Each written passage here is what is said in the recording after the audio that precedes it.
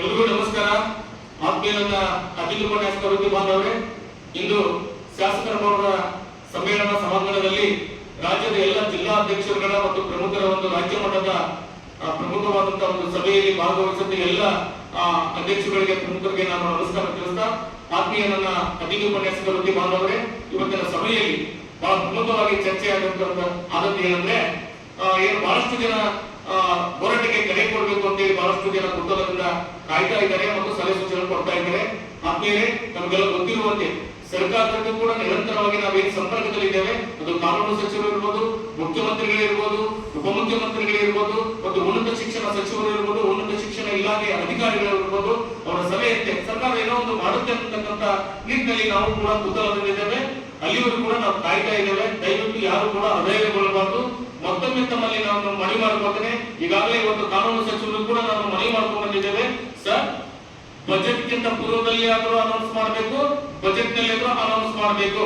ಒಂದು ವೇಳೆ ಬಜೆಟ್ ನ ಪೂರ್ವದಲ್ಲಿ ಅನೌನ್ಸ್ ಮಾಡದೇ ಇದ್ರೆ, ಬಜೆಟ್ ನಲ್ಲೂ ಕೂಡ ನೀವು ಅನೌನ್ಸ್ ಮಾಡದೇ ಇದ್ರೆ, ನಮ್ಮ ಹೋರಾಟ ಮತ್ತೆ ತುಮಕೂರಿನ ಸಿದ್ಧಗಂಗಾ ಶ್ರೀಗಳ ಮಠದಿಂದ ಪಾದಯಾತ್ರೆಗೆ ಸಿದ್ಧರಾಗ್ತದೆ. ಅದು ಕ್ವಾಲಿಫೈಡ್ ಇರಲಿ, ನಾನ್ ಕ್ವಾಲಿಫೈಡ್ ಇರಲಿ, ಹೊರಗುಳಿದವರು ಇರಲಿ, ಕ್ವಾಲಿಫೈಡ್ ಇದ್ದು ಹೊರಗುಳಿದಿದ್ದಾರೆ ಅವ್ರಿಗೂ ಎಲ್ಲರೂ ಸೇರ್ಕೊಂಡು ಇದು ಅತ್ಯಂತ ದೊಡ್ಡ ಹೋರಾಟಕ್ಕೆ ನಾವು ಸಿದ್ಧರಾಗ್ತೇವೆ ಅನ್ನುವಂತ ಮಾತನ್ನು ಕೂಡ ಇವತ್ತು ನಾನು ಮಾನ್ಯ ಕಾನೂನು ಸಚಿವರಿಗೆ ಗಮನಕ್ಕೆ ತಂದಿದ್ದೇನೆ. ನಾವೆಲ್ಲರೂ ಕೂಡ ಮತ್ತೊಮ್ಮೆ ಧೈರ್ಯವಾಗಿರಬೇಕು. ಇವತ್ತು ಬಹಳ ಎಲ್ಲ ನಮ್ಮ ಜಿಲ್ಲಾಧ್ಯಕ್ಷರು ಉತ್ತಮವಾದಂತಹ ಸಲಹೆ ಸೂಚನೆಗಳ ಮೂಲಕ ಇವತ್ತು ಈ ಸಭೆ ಬಹಳ ಯಶಸ್ವಿ ಪೂರ್ಣವಾಯಿತು. ಕೆಲವು ಜಿಲ್ಲಾ ಅಧ್ಯಕ್ಷರು ಕೂಡ ಅನ್ಯ ಕಾರಣದಿಂದ ಬರದೇ ಇದ್ರು ಕೂಡ ನೀವೇನ್ ನಿರ್ಣಯ ತಗೊಂಡು ಆ ನಿರ್ಣಯಕ್ಕೆ ಬದ್ಧರಾಗಿದ್ದೇವೆ ಅಂತಕ್ಕಂಥ ಮಾತನ್ನು ಕೂಡ ಹೇಳ್ತಾರೆ. ಆದ್ರೆ ನಮಗೂ ಕೂಡ ಭರವಸೆ ಇದೆ, ಸರ್ಕಾರ ಮಾತು ಕೊಟ್ಟಂತೆ ನಡೆದುಕೊಳ್ತದೆ ಅನ್ನುವಂತ ಮಾತನ್ನು ಕೂಡ ಇನ್ನೂ ಕೂಡ ನಾವು ಭರವಸೆ ಇದ್ದೇವೆ. ಒಂದು ವೇಳೆ ಇವತ್ತು ಬಹಳ ಕರಾಖಂಡಿತವಾಗಿ ಕೂಡ ನಾವು ಹೇಳಿದ್ದೇವೆ. ಯಾಕಂದ್ರೆ ಬಹಳಷ್ಟು ಜನ 2-3 ತಿಂಗಳು ಹೊರಗಡೆ ಬಿಟ್ಟಿದ್ದಾರೆ ಸರ್, ಅವ್ರ ಕಷ್ಟಗಳು ಕೇಳಕ್ ಆಗ್ತಾ ಇಲ್ಲ.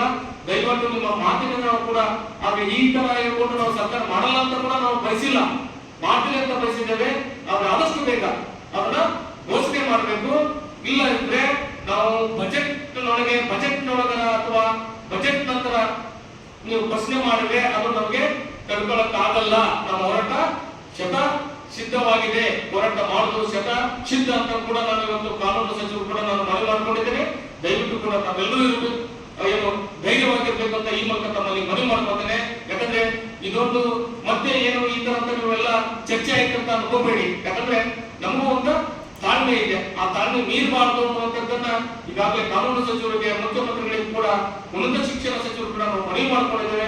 ಯಾಕಂದ್ರೆ ಬಹಳಷ್ಟು ಅಳಲನ್ನ ಕೇಳಕ್ ಆಗಲ್ಲ.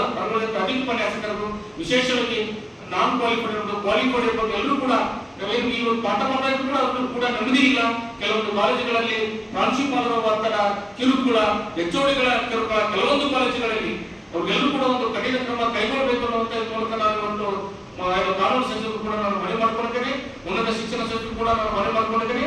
ದಯವಿಟ್ಟು ತಾವೆಲ್ಲರೂ ಕೂಡ ಧೈರ್ಯವಾಗಿರ್ಬೇಕು ಅಂತ ಈ ಮೂಲಕ ಇವತ್ತಿನ ಸಭೆಯಲ್ಲಿ ಚರ್ಚೆಯಾದಂತ ವಿಷಯಗಳು ಕೂಡ ನಮ್ಮ ಗಮನಕ್ಕೆ ತರಬಯಸ್ತೇನೆ. ತಾವೆಲ್ಲರೂ ಕೂಡ ಧೈರ್ಯವಾಗಿರುವಂತೆ ಈ ಮೂಲಕ ತಮ್ಮಲ್ಲಿ ಮತ್ತೊಮ್ಮೆ ಮನವಿ ಮಾಡಿಕೊಂಡು ನನ್ನ ಮಾತುಗಳನ್ನು ಮುಗಿಸ್ತೇನೆ. ಜೈ ಭುವನೇಶ್ವರ್.